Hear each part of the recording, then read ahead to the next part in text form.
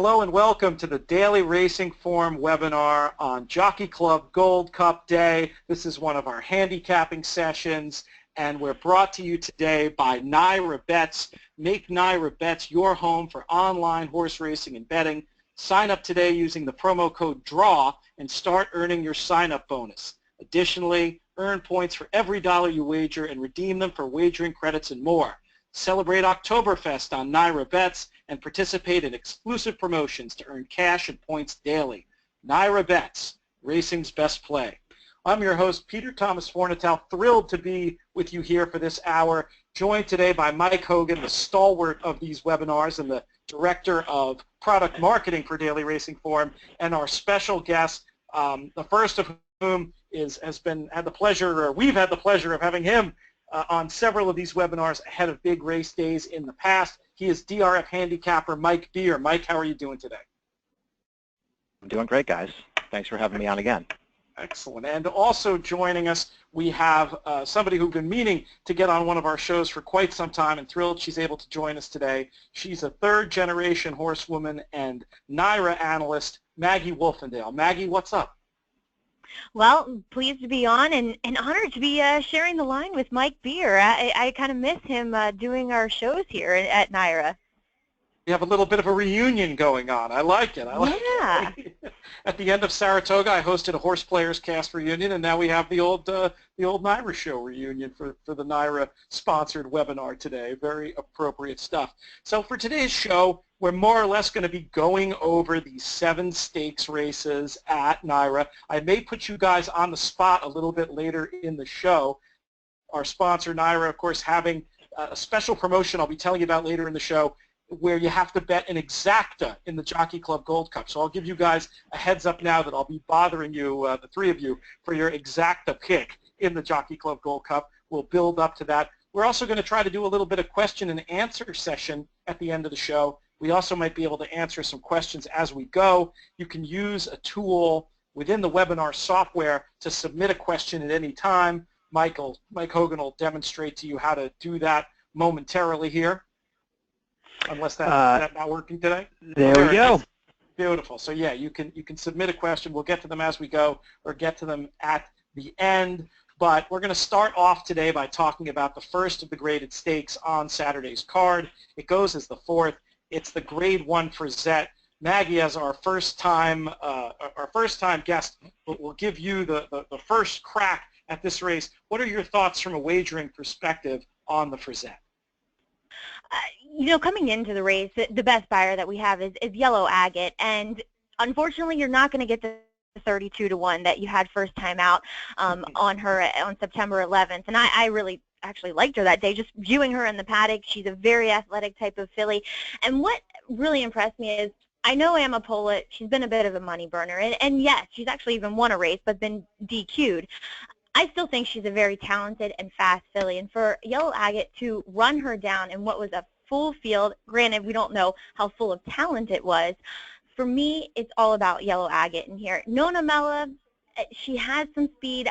There's some horses in here such as Sky Gesture. I just don't know if they're going to be better the further they go, as they will have to face the mile, whereas Yellow Agate, I think she is the one who benefits from getting the extra distance. I was going to ask you specifically, Maggie, about Yellow Agate, and based on your paddock notes, I know you're a user of Formulator. You keep notes on the horses as you see them, so next time they come back, you refer back to those notes frequently, and the great job you do on the NYRA broadcast, on the national show as well.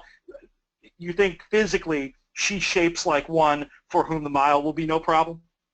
Yes, she's a very, very athletic type, and I just have faith in Christophe Comont in doing this. Now, don't get me wrong, Todd Pletcher, Nona Mella, she is the greatest stakes winner in this field, and possibly she is the horse to beat. Possibly she is getting better. I still don't know how good she actually is, and if she will benefit from getting more ground, let's say. Sky Gesture, she ran very fast. She was very much complimented when Cursor came back earlier this week to get the job done, albeit in a shorter field, still earned a 75 fig. So Sky Gesture, yes, we've just seen it time and time again with Rick Violet. Sometimes it's tougher for these horses. They fire. I mean, almost he's over 50% it feels like with his first-time starters, but coming back, sometimes they just don't repeat those performances. Mike Beer, what are your thoughts on the Frizette? I have almost the same exact thoughts that Maggie does. I mean, I like Belmont Source. Yellow Agate, I liked her debut. I know that she had a lot go right for her in that debut because she had a really fast and contested pace to close into, and she got a perfect trip into it. But I just liked what she showed from the start of that race to the finish of it. She always looked like she traveled pretty well in that race. I like the way that she finished, and I think she beat a good horse. And I just, as far as this race goes, and I like Violet's horse. I think she's a contender in this race, and I'll use her. But I just like Yellow Agate more than anybody else in here. Of the Adirondack horses, I'm going to be against Pletcher's horse, Nona Mella. Not because I don't think she's any good. I think she's fine. But I don't love any of her races. I think that Adirondack overall was a very weak field. And I just thought that she ran okay in there. If I was going to take somebody out of the Adirondack, in a lot of ways, I would just rather take Libby's Tale at a better price and hope that she can get back to her debut. Because I thought her debut was really good. And I don't know what happened in the Adirondack, but she just didn't look like the same horse. And she showed up with front wraps on in the paddock, and she just wasn't any good in there. I wonder if whatever the deal was with her in that race, if Rudy's got her more figured out for this, and she can sort of rebound back to something like her debut, because I thought her debut was really good. Let me ask you, Maggie, a side question based on that point Mike just made about Libby's Tale adding the wraps last time. In your work doing paddock stuff for NYRA, is that something you pay a lot of attention to, and have you noticed much of a correlation when a horse adds wraps or takes wraps off, or is it the kind of thing that really just all depends specifically on the trainer and the situation? Honestly, both. With Libby's Tale, I did pay attention to it. I said it. I mean, I couldn't fault her any way, shape, or form physically from what I'd seen from first race to second. In the Adirondack, she looked much the same. She's a very good-looking filly, and that she's athletic. And I do agree with Mike that I would be willing to give her another shot. Do those front bandages show up here once again? In her case, it was a negative. It's not like she was a horse that was dropping from an allowance to a claimer where was wet. Those are, factors you have to take into consideration when they do show up with those front bandages, and usually not necessarily take it as that much of a negative. But with this filly, it was somewhat of a negative, or it turned out to be in hindsight, and she was a beaten favorite last time. She took a lot of money in only her second start going out for Rudy, but as Mike said, you got to hope that whatever issue that was, now look, she may have not been handling the Saratoga track as well. Then again, she's been training at Aqueduct and now Belmont, so she's got a lot of seasoning as far as training over tracks. But let's just hope she shows up without them this time. Yeah, we'll pay attention to the NYRA broadcast, and we'll see if we can get some intel on that. Maybe another one to throw in at what could be a price. Let's move on to the fifth race. Before we move on, I have a couple questions. One specific one for both Mike and Maggie on Yellow Agate. I couldn't help but notice, using Formulator, for Christophe Clement in the last 5 years, he not only hasn't had a 2-year-old graded stakes winner, which is surprising to me, just knowing how well he does with all of his horses. He hasn't had one even hit the exact. He's 0 for 10 with a distant third-place finish, and then had a number of horses at short prices, most notably Welcoming last year at 4 to 5, finishing 5th. A number that have disappointed at short prices. Does a stat like that concern either of you with Yellow Agate in this spot? Certainly a surprising one. Because you think about how good he actually is with his 2-year-olds, but you brought it up, like the stats don't lie. That is a concern, and something that you have to think about, considering that you're going to take a much shorter price on her this time around. Mike? Yeah, I mean, I guess it's a little surprising. I can't get too worked up over it because it's only 10 horses. It's not like this is something that Clement does a lot of, and I mean, I'd have to believe many of those, probably, I would say more than half, probably on turf, I would guess. I don't know. I feel like this is sort of maybe it's a little bit of new territory for him, which could, be a negative or a positive, I guess. But it's such a small sample. I can't get that worked up over it. It's a good That's point, fair. Mike. Only 4 of those are on the dirt, so we are in small sample territory. But it is, it's worth pointing. I'm glad Mike Hogan pointed it out, just because it is the kind of little nugget you can take a look at in Formulator, and then you decide for yourself as a handicapper if it's something that's going to give you pause at a short price, or if this is a situation, and this is my lean in here, in Clement we trust. That was my specific question about this race, but let's step back and get a little more general about Saturday. We should talk weather and track conditions. I know earlier in the week it looked like there might be a lot of rain. The forecast has gotten maybe a little bit more optimistic since then. Are you guys planning and handicapping for fast and firm, or what's your approach for that? I definitely am. I don't see any weather heading this way that would suggest otherwise. Yeah, fortunately, it looks like the bulk of that bad weather is going to miss us. I went through it thinking fast and firm. So. Right. Well, hopefully we will be fast for the Grade 2 Kelso, which goes as the 5th race, going a mile. Mike Beer, where did you come up with in here? I came up with Tommy Macho, and I get that it's a long layoff, and I guess that could be a problem for him. To me, this was a Kelso for him coming off of a layoff, which just didn't come up nearly as tough as it could have. And I just feel like he was a horse who was really headed the right way for Pletcher. I think he was getting them good at the end of last year. His only start this year obviously came very early, and I know it was Gulfstream. It was Pletcher at Gulfstream. And so you want to be a little worried about horses like that. But to me, this horse had already shown that he'll run his race in New York.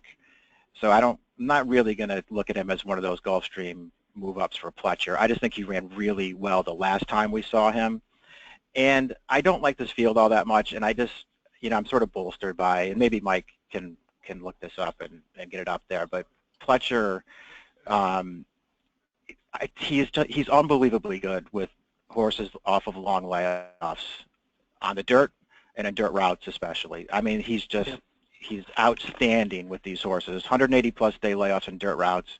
He's over 35%. The ROI is positive. In graded stakes, he's 4 for 8. He just has these horses ready to go off of layoffs, and I just think Tommy Macho, if he can come back and run his best race or maybe even improve upon it, I think he's found the right field.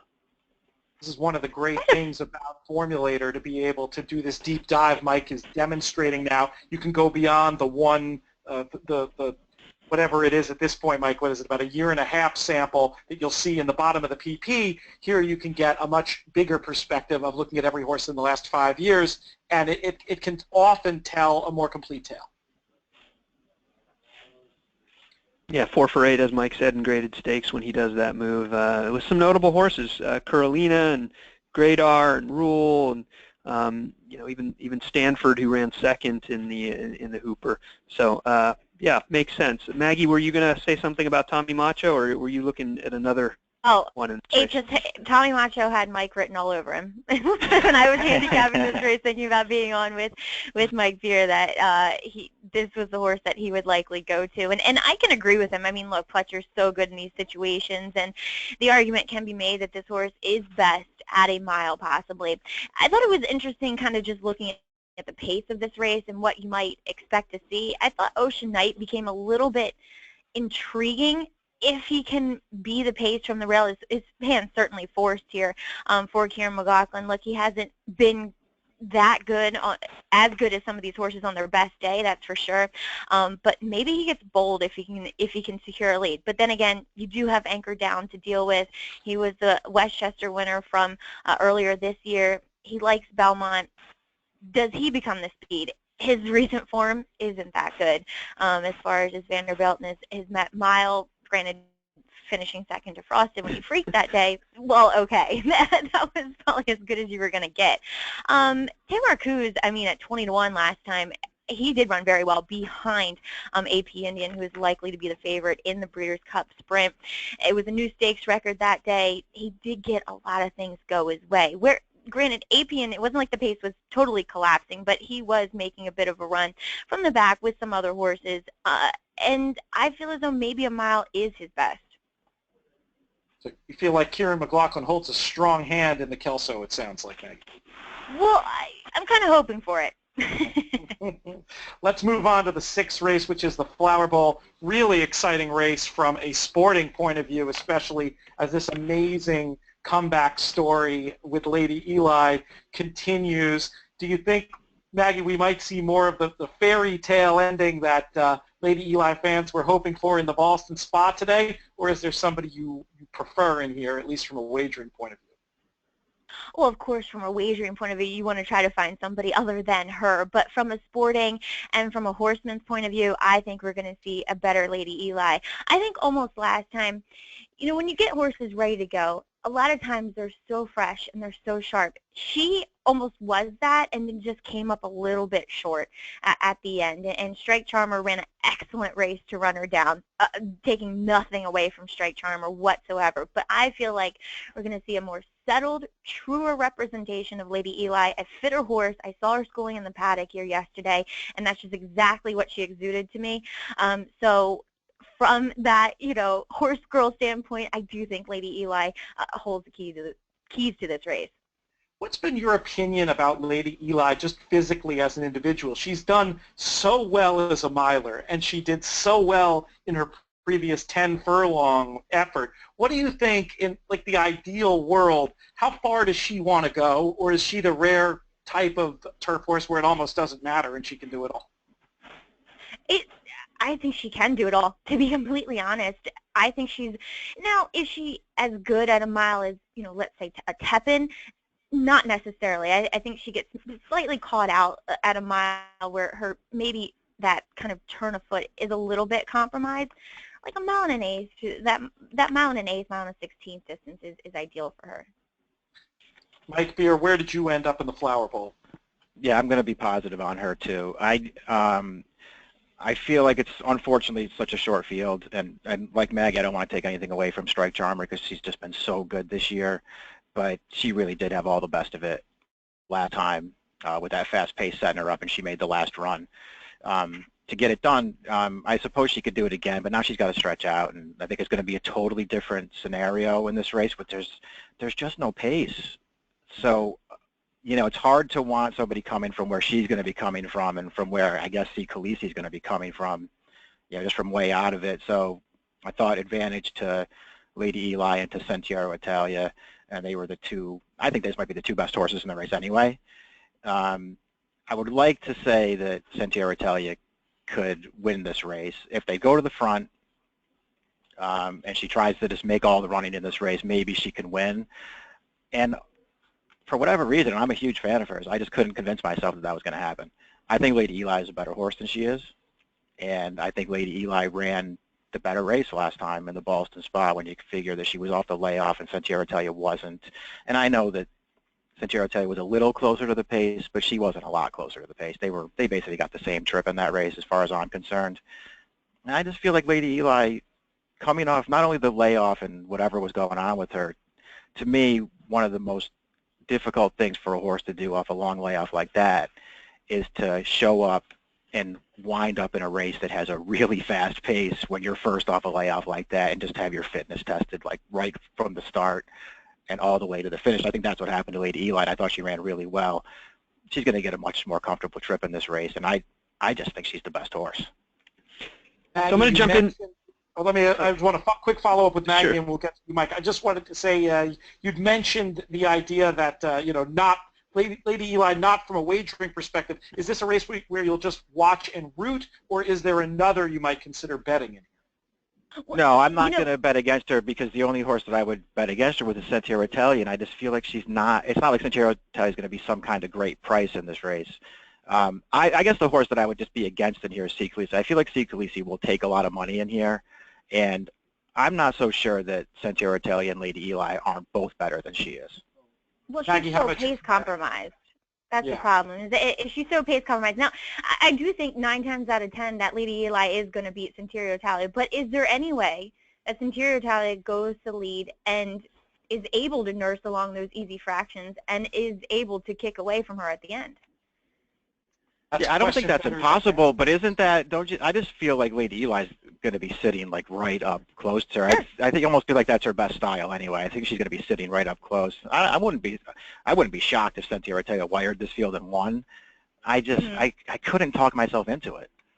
It's not like Cynthia Italia is going to be any great price. I mean, I do see a world in which she drifts above the fours, but I mean, you're certainly looking at single digits. It's hard. We talk about this a lot on the DRF Players podcast. It's not just the horses you bet. It's when you risk your money wagering, it's also the horses you have to beat. Do I want to risk much money trying to beat Lady Eli? For me, the answer is no. Mike Hogan, what did you have here? Well, I had a question from one of our listeners. Adam Ward had a general question, but I think it works really well in this race. He wants to know, are there any major players in graded stakes that might be using these races as preps for, say, the Breeders' Cup going forward? And is that a possibility with any of the runners in here? Maybe, sure, Lady Eli is the best horse in the race, but if they have bigger goals in mind, does that make a horse like her somewhat vulnerable in this spot? No, I would say not. I would say no too. Yeah, I mean, I'm sure.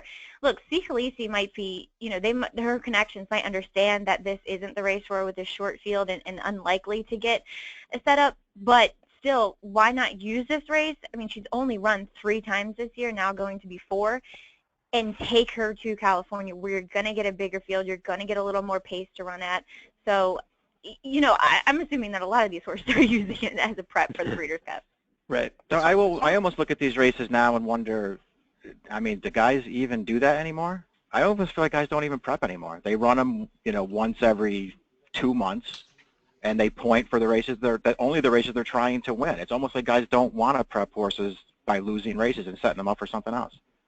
I think that's a great point about the way the training has evolved. You'll see occasional situations. The one that popped in my mind, it didn't actually work out at the time, but felt like last year when the Pizza Man ran at Keeneland this equivalent weekend, and it just seemed like an obvious prep where to have the horse come running late and set him up, running short of a distance that was the best. Of the horses in here who I think might be more content with using this as a prep, I think you guys already hit C. Khaleesi as the one who I could see connections being the most okay with just sort of closing and having a run that sets up going forward. But certainly not to me with a horse like Lady Eli. I feel like these days, all she's been through, she's not coming out on a race course unless she's there to win. Does that make sense? Totally. I mean, if I'm Lady Eli's connections, I'm thinking the same way. All right, let's move on to race 7. This is the Belmont Turf Sprint. Couple of horses that appear to tower over the field on form, in my opinion anyway, in long on value and pure sensation. Mike Beer, did you go with one of those, or did you try to get clever in here? I don't know if I feel like I'm trying to get clever, but I'm going to try and beat those 2 horses. I like, and I do like long on value, by the way. I sort of like the way he's reinvented himself as a turf sprinter after, just sort of being less than, that top class routing kind of horse. I do like the races he's run since they've cut him back. I'm going to use him. But I like Disco Partner in this race. I mean, to me, this horse has not run a bad race sprinting on turf in his life. I think this is what he wants to do. I thought he was badly compromised in the Jaipur, a race where, to me, he just ran the best race in the Jaipur. That pace was not fast. It was not competitive. And this horse was closing better than anybody in that race, and he just missed Pure Sensation, and I like Pure Sensation too, but he had all the best of it that day, and this horse, to me, had all the worst of it.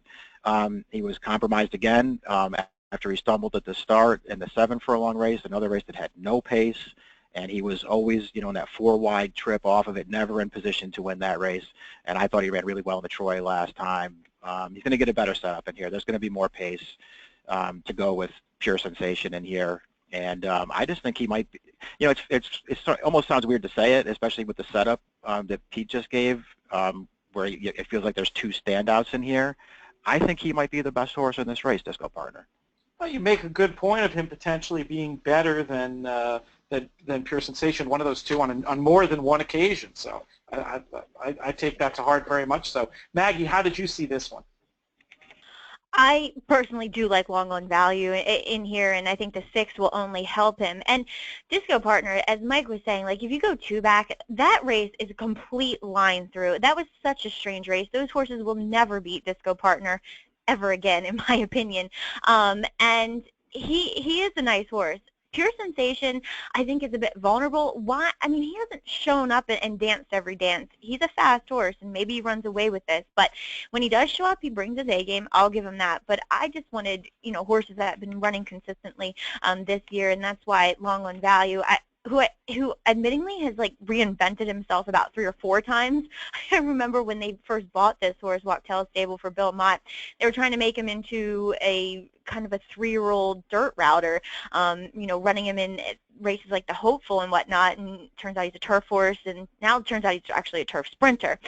So he's very interesting. And Ready for Rye, I thought he was going to be one that has some talent that might get overlooked here, getting back to the turf.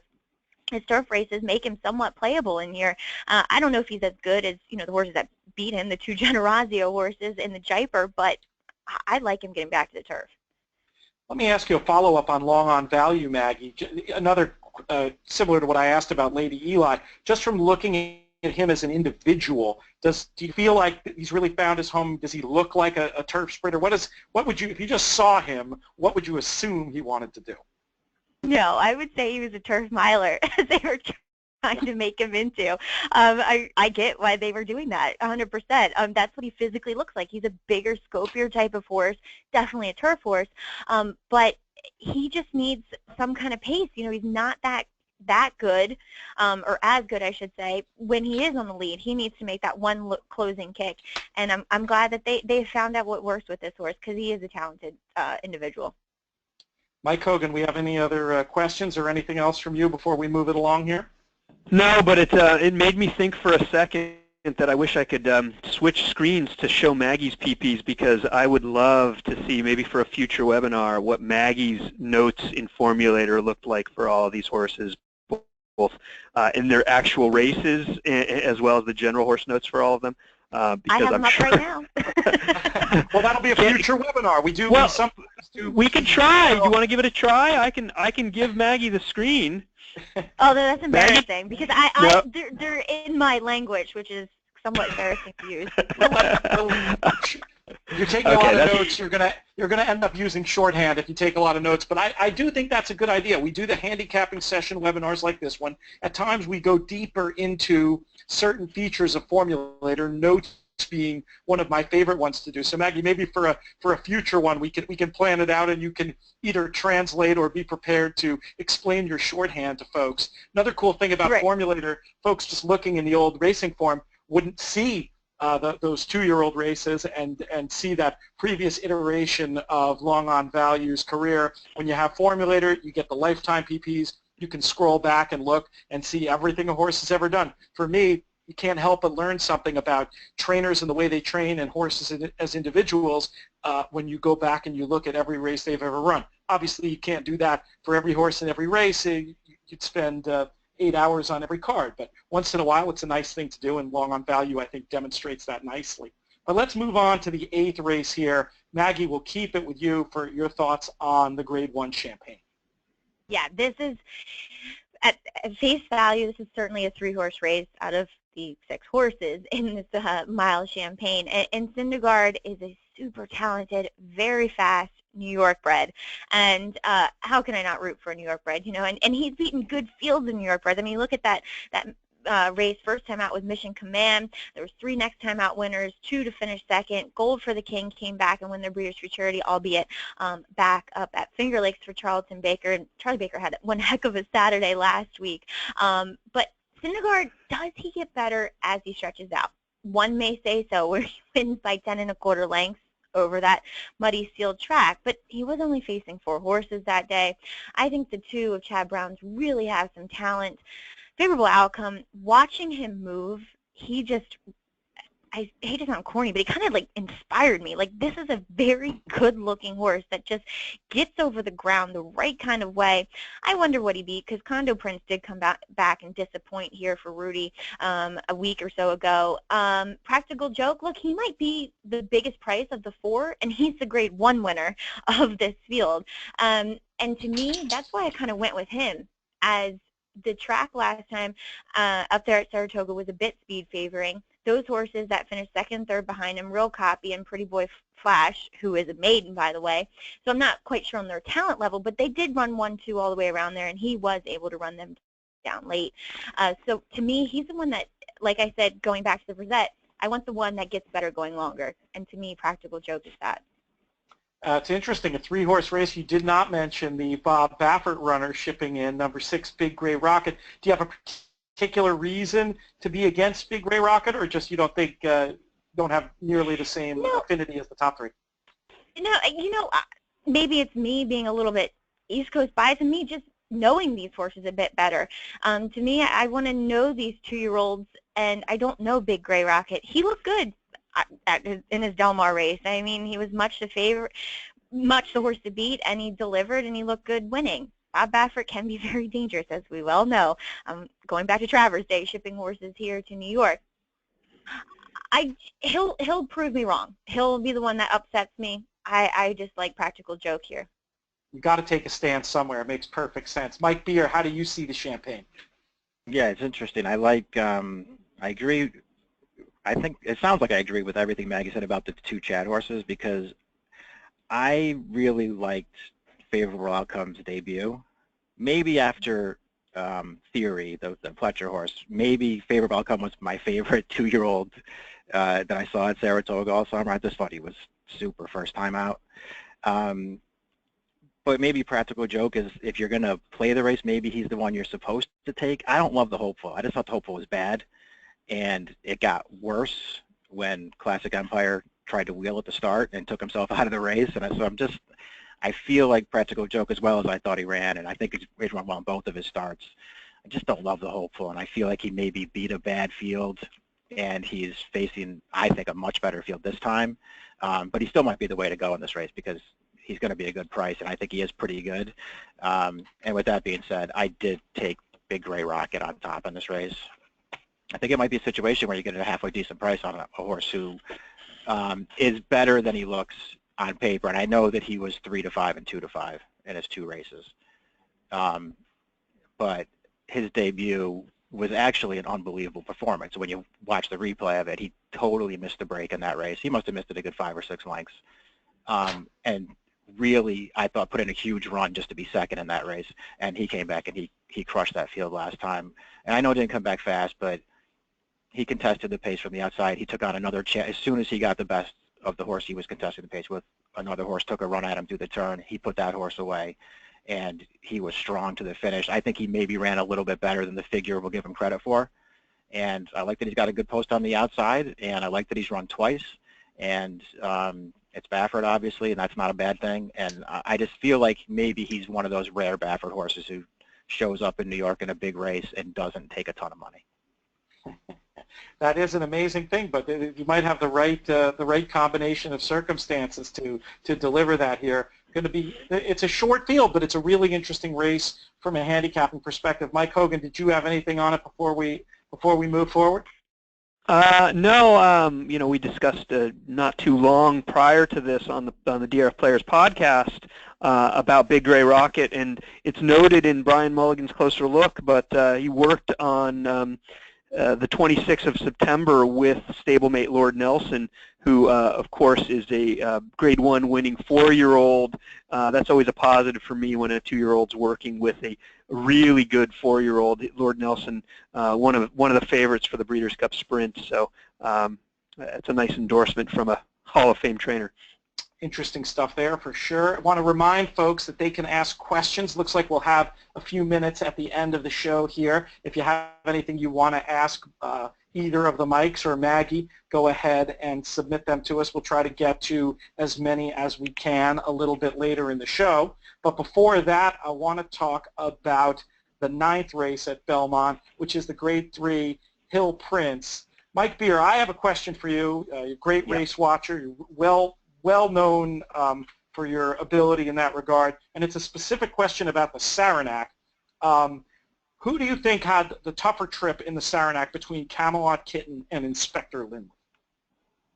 That's a good question. At the end of the day, I gave Inspector Lindley extra credit just because he had. I feel like overall, in an overall sense, he probably got the best trip. He got a really smart ride from Rosario to sort of sit up close and in behind the lead. And Camelot Kitten obviously was, sort of rated back from the start. He was last, but never that far away, always in range of what wasn't that fast a pace.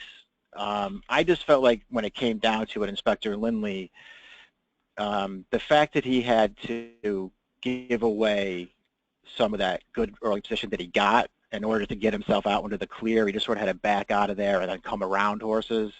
Yep. And then that he was able to sort of regather and finish into a really fast, last couple of fractions in that race. I think he had the tougher trip and was much the best in there. I think Shug's got this horse. I think he's got him going the right way, and I think he's going to be a handful for these 3-year-old turf horses for the time being. I picked him in this race. Again, I think right now maybe he's the right horse in this race, but it is sort of one of those. There aren't that many of them on Saturday's card. This is sort of one of those really wide open races. I think a lot of different horses can win here. Maggie, how did you see it? I mean, I have a big blue circle around Inspector Lindley. Everything Mike said is exactly the way I felt, and especially the fact that he brought up that Shug more than likely has this horse going the right way. A little bit of a freshening between that Kent and the Saranac, and boom, this is just what Shug does. Obviously, as it is a turf race, Chad Brown has a pretty prevalent presence here, and we'll see the Secretariat winner come back on the outside, Beach Patrol. Now, he does have some speed, which I like. I always like horses that can sit fairly close. Lighthouse Sound, he came back and won a Group 3 back in Ireland. That's somewhat flattering, I suppose, and maybe that's the best field that we see coming into this race out of that Secretariat. But I like him. I prefer, of the two Chad horses, him over Camelot Kitten. Camelot Kitten, maybe last time he was a bit compromised, where, IRAD had to kind of make that somewhat of a middle, sustained, grinding move into what ended up to be fast closing fractions.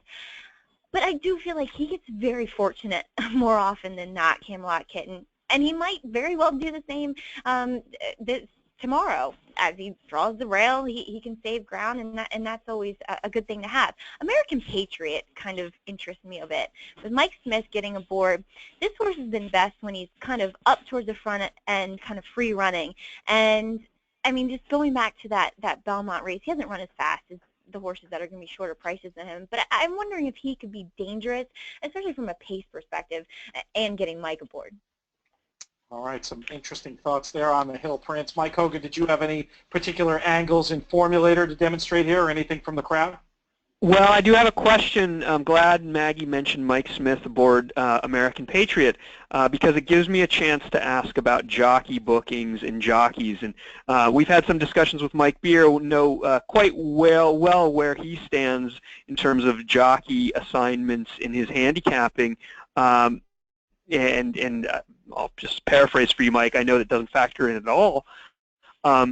But Maggie, I'll ask you, is it notable to you that Florent Giroux on opening weekend at Keeneland, when there's a Saturday stakes card with 5 stakes races there, Florent Giroux makes the trip up to New York, seemingly to ride specifically Beach Patrol in this race?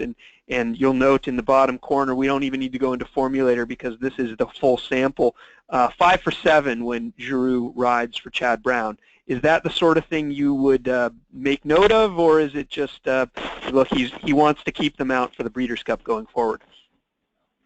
I would say the latter, though it is very interesting. When Florent comes to certain places, maybe outside of his usual circuit of Kentucky or wherever he is in the Midwest, he does tend to deliver. I mean, going back to, what was it, last weekend on Sunday, and oh my gosh, I'm sorry, I'm having a little bit of pregnancy brain, but I love using that excuse, by the way.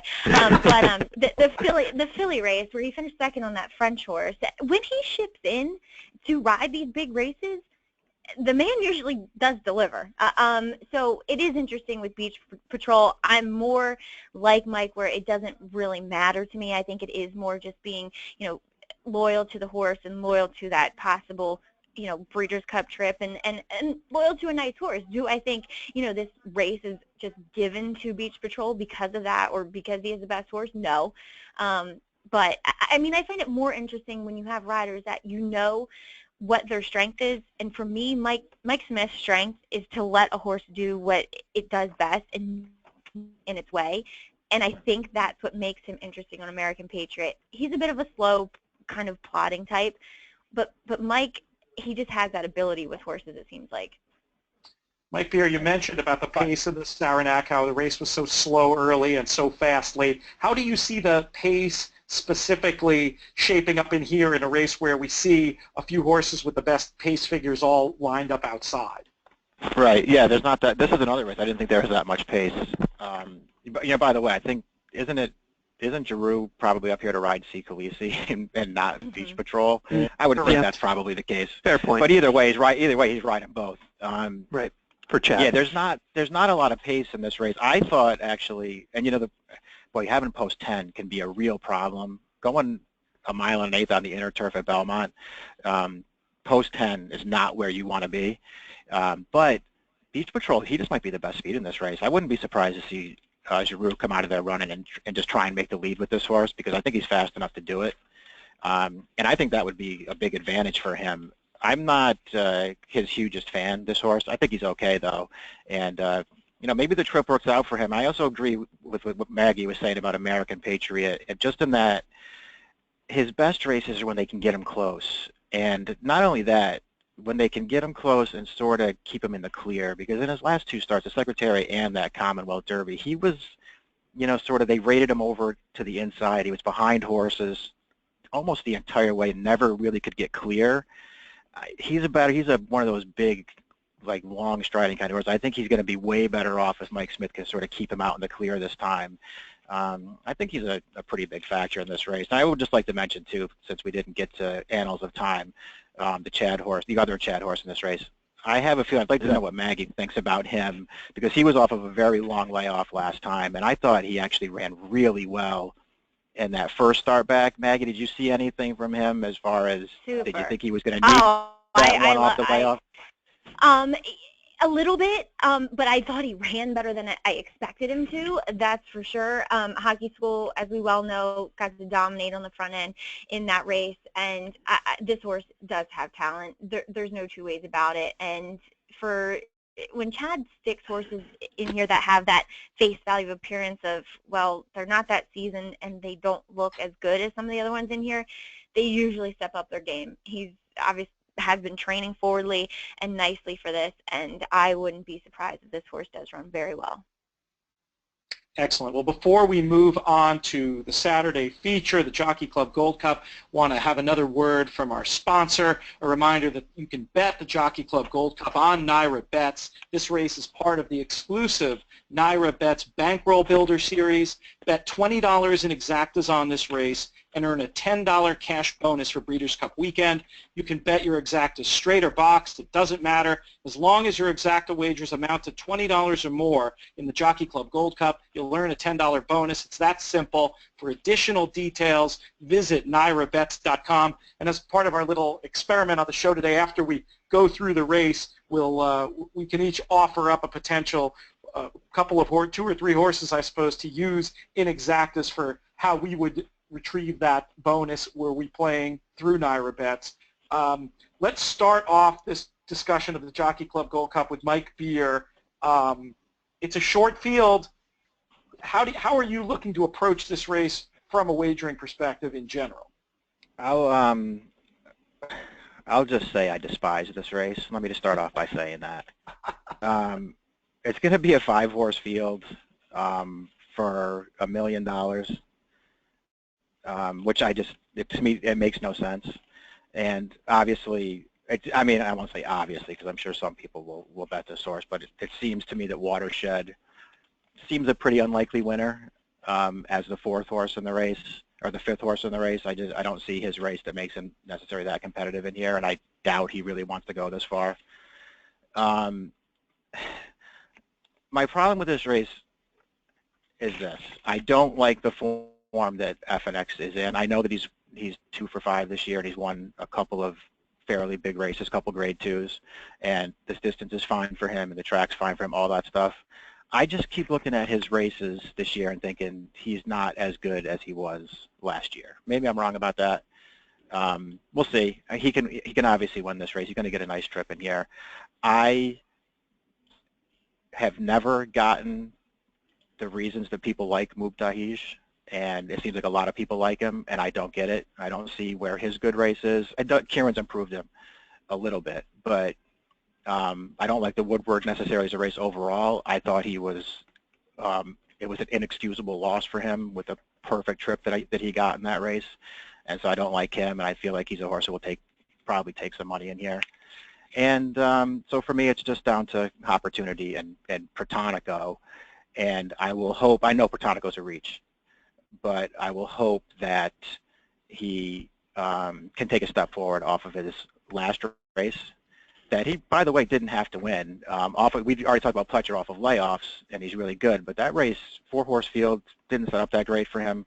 So the fact that he was able to win it maybe is a good sign for him, and it's not like he doesn't have races that would make him pretty tough in this race. I mean, end of his 3-year-old year, he was getting good. The beginning of his 4-year-old year, he ran 2 really good races for Pletcher, and then whatever happened, he just went way off form.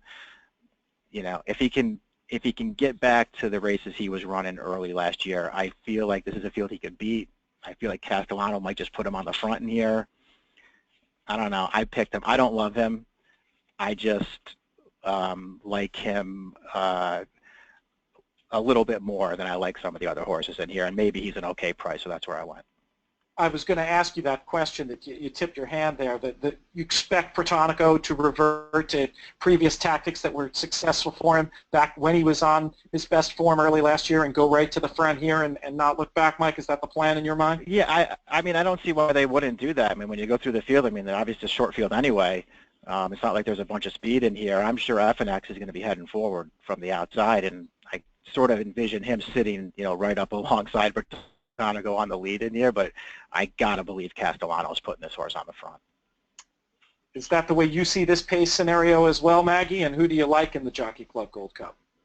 Yeah, I envision FNX being on the front end, guys, and I agree with Mike in that, you know, this should be the first class race for the first class handicap horses. Unfortunately, most of them, yes, are out in the West Coast this year, but we're missing a lot. This is like the class B and C.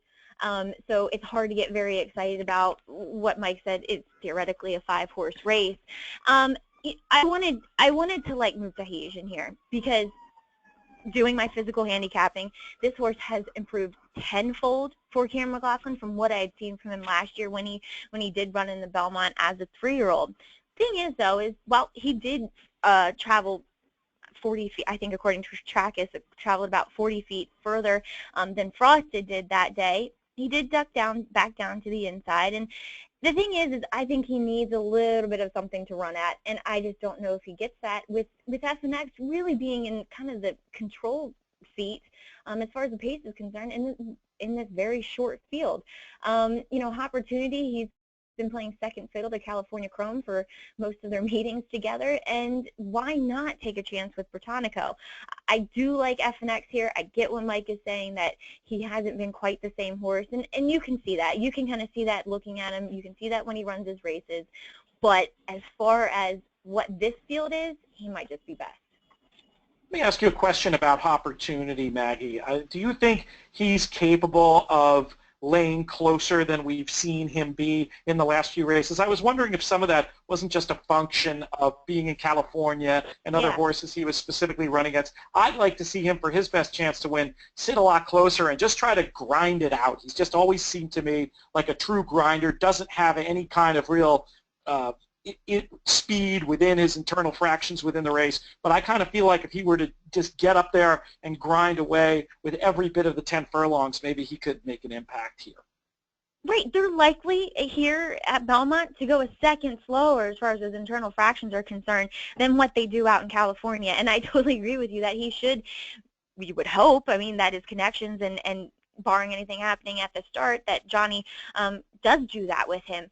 I saw him training on the track here. He looks utterly fantastic, as he normally does. But, yeah, if that kind of scenario plays out, then he does become the other horse in here, I think. All right, I think you pretty much already answered the question of what you would be doing with your NYRA exacta plays here. Mike, for you, I think it's safe we could say you're going to play Opportunity and Frizette. Yeah, they're the only two I want in this race. I don't want anybody else. Mike Hogan, I'll put you on the spot. Where would you put your $20?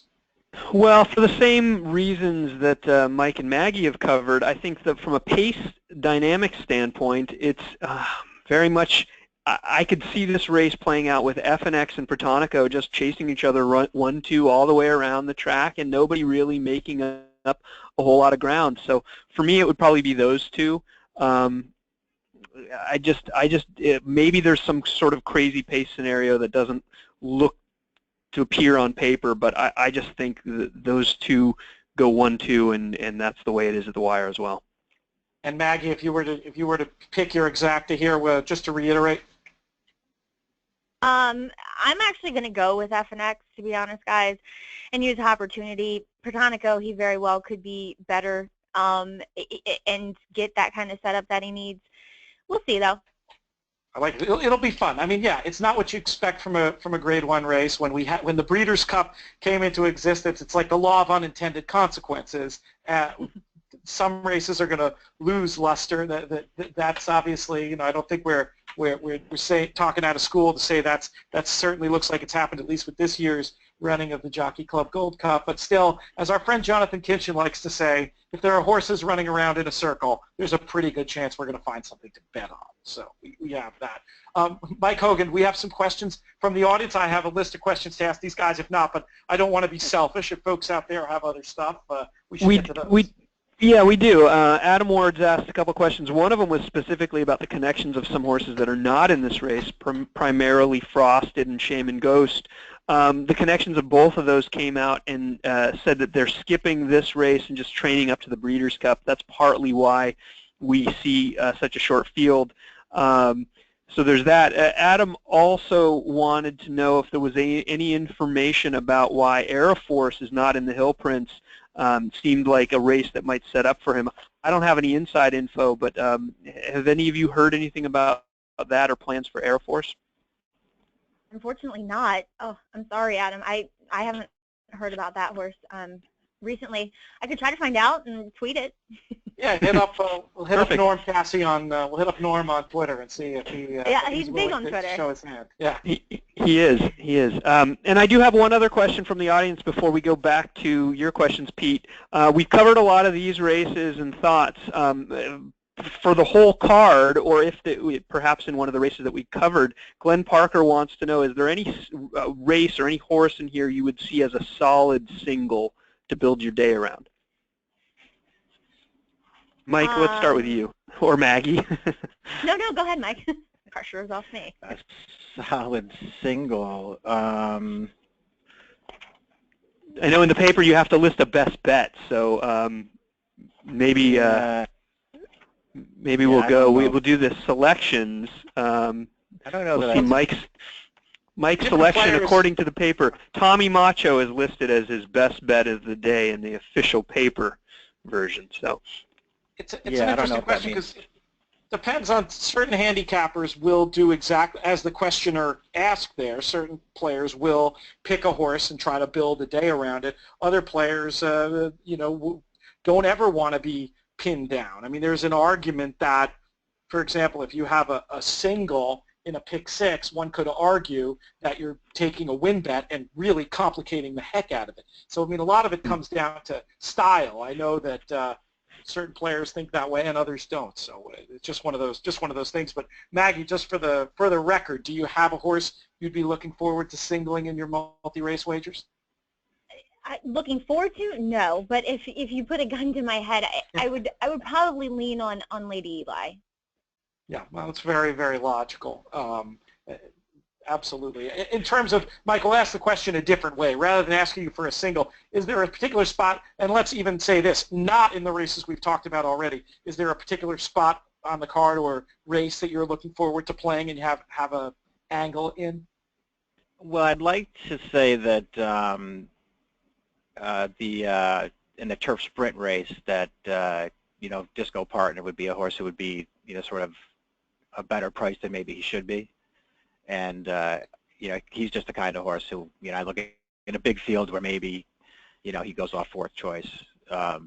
Maybe he's a horse that I could make a pretty good size bet on. And I will say this as well, that not that I love him, that I absolutely love him in the Champagne, but if Baffert's horse is really going to be 5 or 6 to 1 like Eric has him on the morning line, I'll be betting that horse. A couple of good ideas there. Maggie, anything further from you? Not so much in the single question, but particular spot you're looking forward to betting. Doesn't have to be one of the races we've talked about, but could be. Well, looking at it, I'm kind of, oh God, you got me all fumbly now. But Sorry. I think as Mike said, the turf sprint is always where you're going to find value.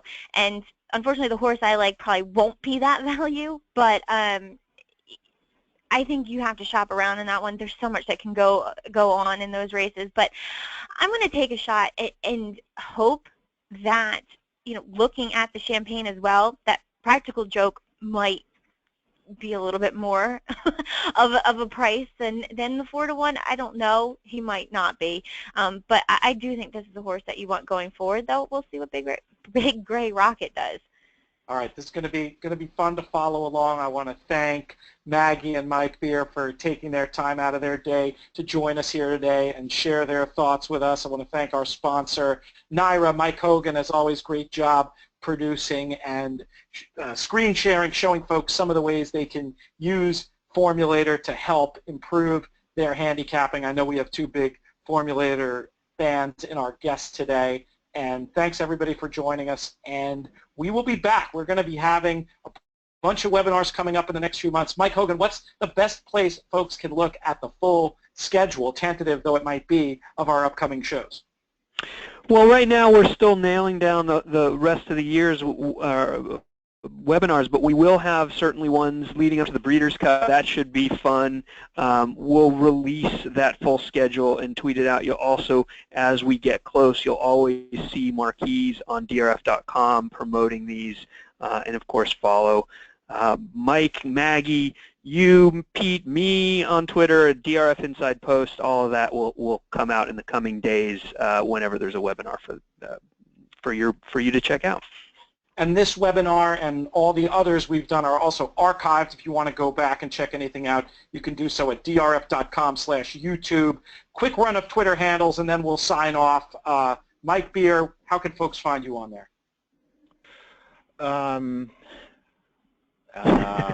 DRF_beer, I think. Yes, that's it. Yeah, DRF. You're not super active on the Twitter, Mike? I didn't realize that. Yeah, not really. I'll try to check it out. Mike. I don't know why I can't get into it. I get bothered by it from people all the time, wondering why I'm not on there. I'll try. Maybe I'll come around. Maybe this will be the push that gets you over the edge. You can find Hogan exactly. at DRF Hogan or at DRF Formulator. Maggie, I'm going to let you say yours. Just at Maggie Wolfendale minus that E in the middle of my last name. I knew you'd have a smoother way of saying than me reading it entirely, so that's perfect. You can find me at Looms Boldly. Thanks again to everybody. You've been watching a webinar produced by DRF.com.